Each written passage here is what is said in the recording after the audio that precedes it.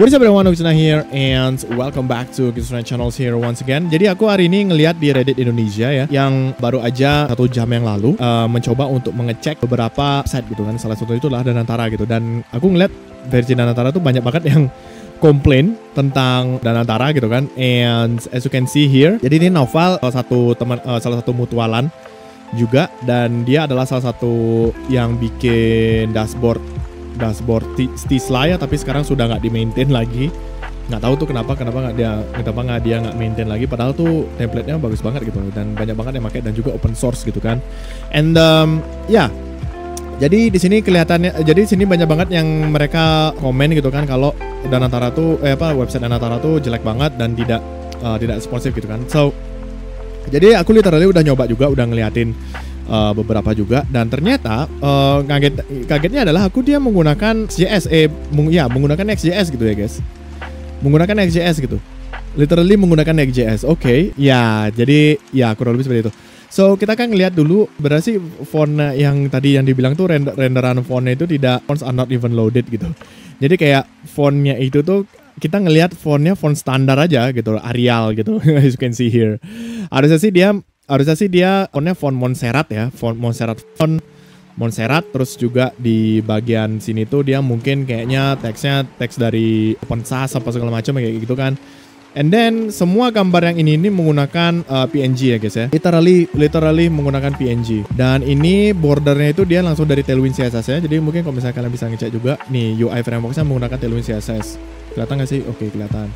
Nah, terus juga fotonya Prabowo juga dia menggunakan PNG juga, dan PNG terus ya, jadi kurang lebih PNG terus di sini tidak memperlihatkan fontnya sama sekali, dan juga gambarnya ini juga menggunakan PNG guys. Oke.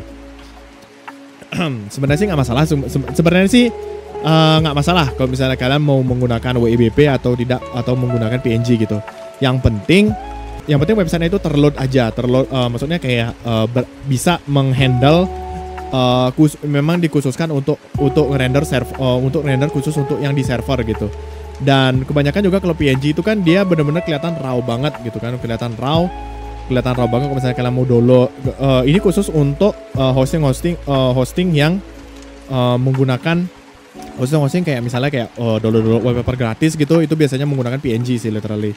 Dan kalau misalnya seperti ini, WEBP sebenarnya harusnya bisa dibuat sih sebenarnya, tapi karena mereka ngerendernya menggunakan PNG gitu kan, dan di front end dia tidak mengkonversi menggunakan WEBP, jadinya yang di sini menggunakan PNG doang gitu. Jadi kayak as you can see here, ya jadi sini menggunakan PNG gitu kan, literally. Oke, so itu sebenarnya bukan masalah besar juga sebenarnya sih, tapi kalau misalnya memang seperti itu, ya sudah, kita nggak bisa bisa memodifikasi ini gitu kan, literally.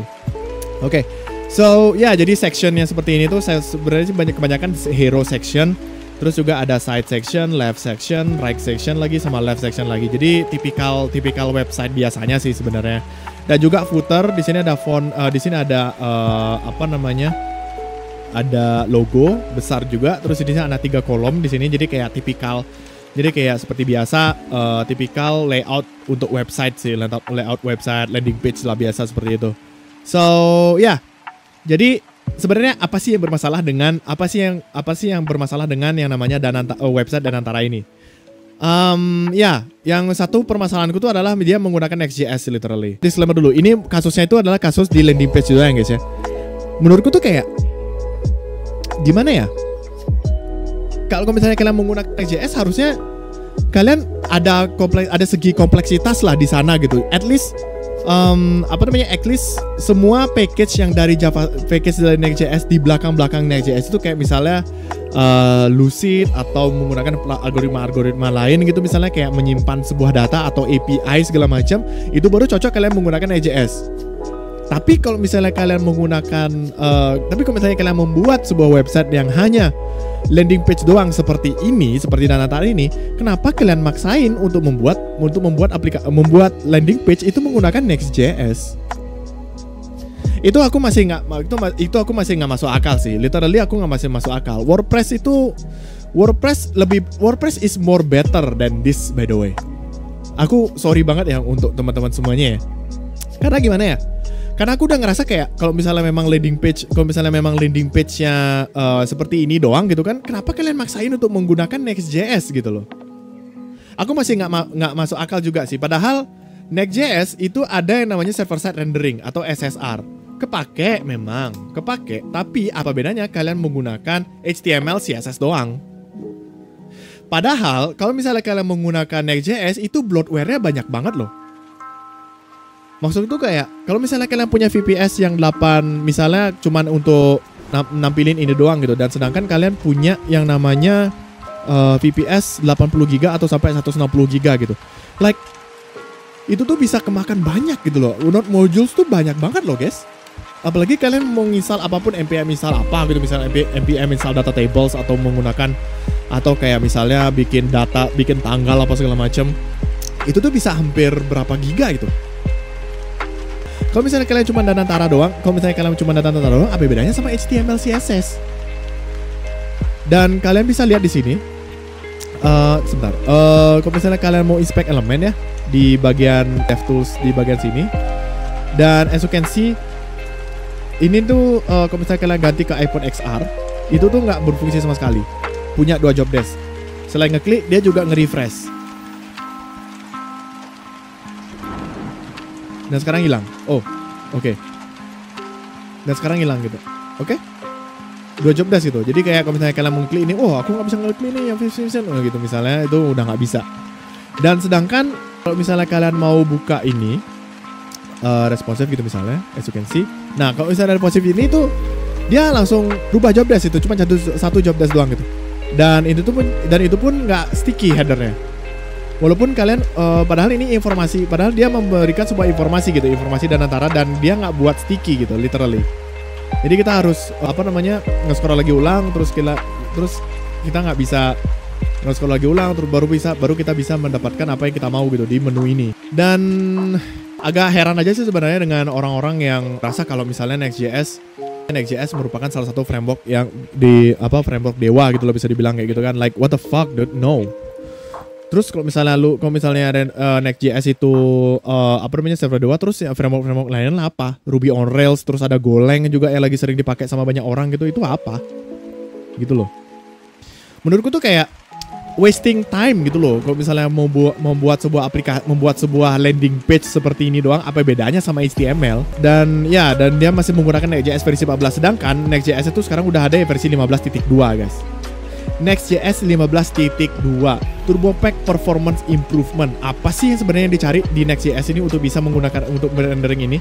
SSR doang mah HTML bisa. Gitu. Kayak gitu guys. Kayak gitu loh. Maksudku tuh kayak gimana ya, sebagai orang yang mengerti tentang programming dan juga udah membuat website kompleks, untuk penggunaan frameworknya itu tuh sebenarnya yang salah sih. Kalau cuman seperti ini doang, harusnya HTML, CSS sama JavaScript sebenarnya bisa. Dan kalian HTML, CSS sama JavaScript, kalian cuma bisa bikin HTML aja, terus kalian buat inline aja, dibuatnya di index.html gitu. Terus kalian pakai CDN-nya Tailwind CSS gitu misalnya, yang di bagian sini. Ini aja pakai, udah ada selesai. Tailwind dah tuh ketika gitu. Menurutku tuh kayak ini tuh wasting time, wasting money segala macam, maksain banget untuk menggunakan Next.js gitu loh. Menurutku tuh kayak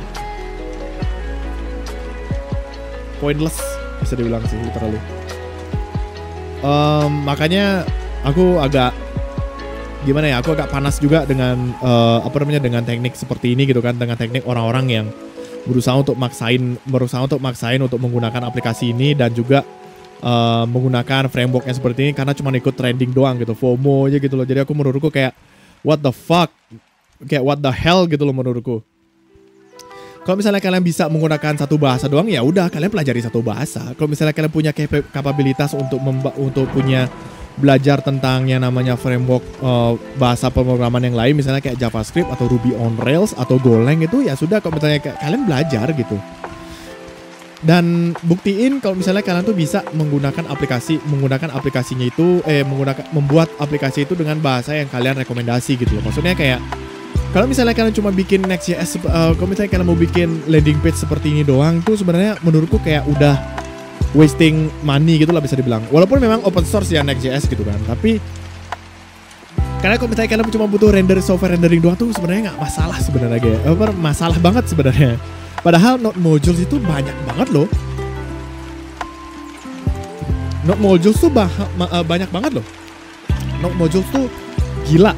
Size-nya tuh gila banget menurutku. Kalian cuma kalau misalnya mau bikin aplikasi seperti itu bisa banyak makan data, bisa sampai 400 MB. Gitu. Kayak gitu sih kurang lebih ya guys ya. Sorry banget aku marah-marah. Itu kalau misalnya aku bandingin sama yang ini, aku aja pakai HTML, CSS sama JavaScript. Nih, sama aku pakai render, rendernya cepet banget. Ini cuma gambar doang sih yang aku pakai PNG sih, literally JPEG lagi. As you can see, gitu. Ya, nih Google Phone API, terus aku pakai Google Phone API, terus pakai WhatsApp Business Chat lagi. Dan ini aku cuma pakai Vercel doang, karena aku pakai Vercel ya memang. Kayak gitu. Menurutku dan antara harusnya sih bisa diperbaiki ya, apalagi fontnya tidak terrender sama sekali gitu. Tidak ada fontnya sama sekali, terus juga fontnya tidak terlihat bagus juga. Dan ini nyatu kelihatannya sama backgroundnya. Dan ya. Tapi aku senang sih sama fiturnya ini sih, yang bahasa sama yang English gitu. Fitur bahasa Indonesia sama bahasa Inggrisnya. Tadi dia langsung kayak dia langsung bikin setting semuanya itu ke bahasa Inggris. Tapi kayak sih ada satu directory yang mungkin kayaknya memang bisa untuk buat di Next.js itu mungkin bisa diatur gitu di sana. Tapi overall oke untuk landing page. Tapi aku yang lebih nggak suka itu adalah mereka maksain banget untuk menggunakan Next.js, apalagi Next.js versi 14 gitu.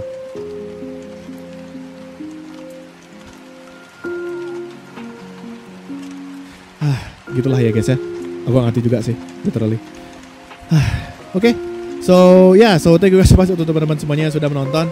Sorry banget kalau aku marah-marah, dan mungkin kalau misalnya kalian punya komentar lain bisa kalian komen di bawah juga. Dan sekian untuk video kali ini. 16 menit sudah berjalan gitu ya guys ya. So mungkin nggak tahu sih bakal diedit apa enggak, nggak tahu sih bakal diedit apa enggak atau segala macamnya. So thank you guys sama teman-teman semuanya yang sudah menonton, and I will see you guys in the next episode. Jangan lupa like, comment, subscribe. Bye bye.